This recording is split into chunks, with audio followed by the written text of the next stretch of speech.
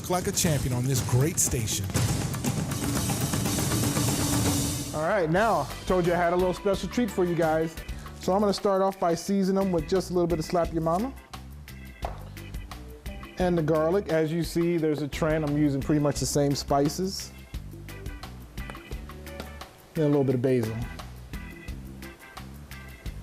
And we're just gonna give that a nice little turn. Yes.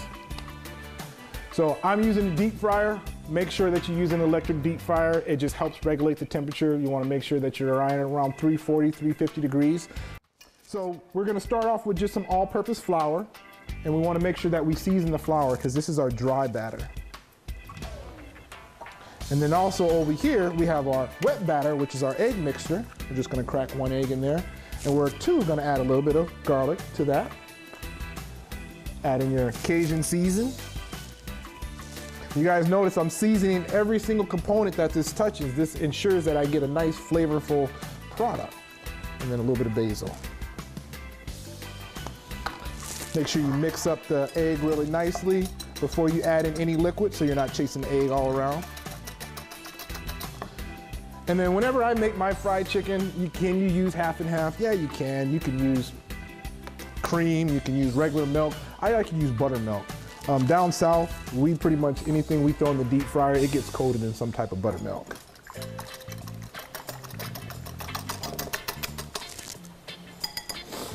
All right.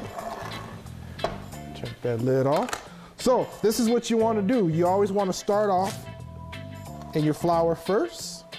Just a couple pieces at a time. And you don't want to make the batter too heavy, you know, just a nice light coating. And then you're going to dip that in the buttermilk egg mixture. And then that goes right back into the flour. So it's a double batter. Like I said, this is the same exact way I do my fried chicken. So you guys are getting a fried chicken recipe too as well. And then put a nice little coating right over that. And then we're just gonna drop that right into the deep fryer.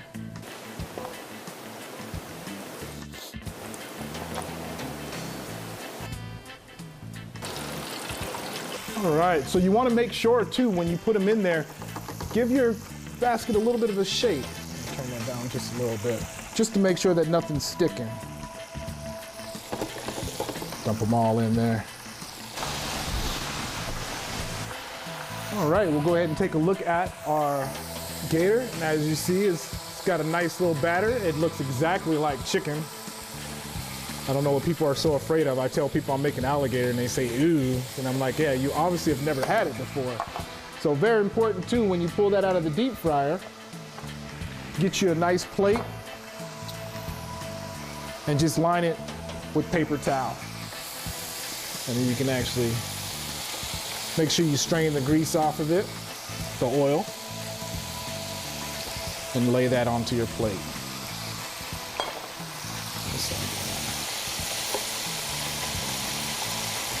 And just like any other deep fried thing, make sure that when you guys do make this, you serve it right away.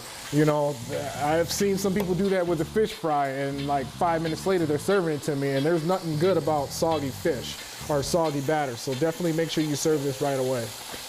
Oh yeah, nice and golden brown.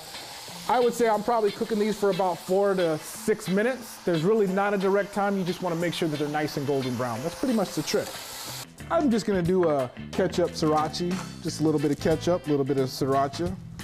Not that it's not spicy enough for me, but I like a little bit of a kick to there.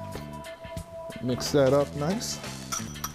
All right, so I guess we gotta taste and see how it goes. Now my favorite is deep fried alligator. Go ahead and take a piece of that. Now as you see, it's nice, clean, white meat.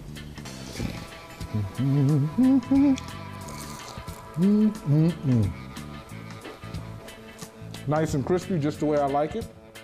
Remember to always stay positive in the kitchen. So cook like a champion in the kitchen. Take care.